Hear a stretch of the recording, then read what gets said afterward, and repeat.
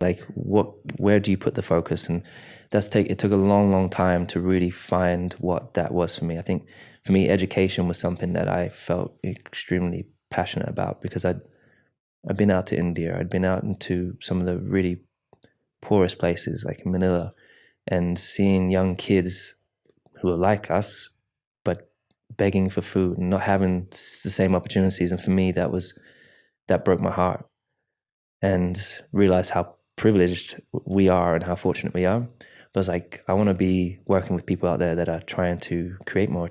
There's over 100 million kids that don't have access to school or education. So how can I get involved in that? So aligning yourself with people that do.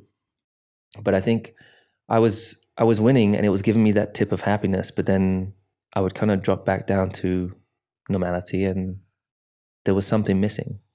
And it was that purpose, really, or understanding what that purpose is, and understanding why you've been put here, why you've been given the platform that you've been given. Why were the only people of color this whole time through it all? And when I started speaking about diversity, people were like, oh, you want to get more people of color in as racing drivers? There's only 20 of us. So I was like, no, there's 50,000 jobs. There's thousands of engineering jobs in the background, and there's such a lack of diversity coming through. I want to be a part of shifting that narrative and shifting that conversation, and having people question themselves and have those difficult conversations with people. So I just started by having those difficult conversations with my boss. And one of the things he brings up that he said that hit him hard, I said, have you ever thought of, as a white person, walking into the race weekend paddock and being the only white person there? He's like, I hadn't even thought of that. And I said, well, that's what it's like for someone like me. When I'm in the room, you notice that out of 50 people in a meeting, you're the only black person there.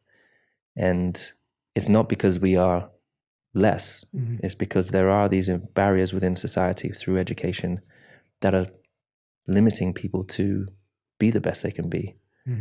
So my job is to be empowering and improving representation. I'm really, really passionate like black equity as well. So that's why I got involved with the Denver Broncos. Yeah.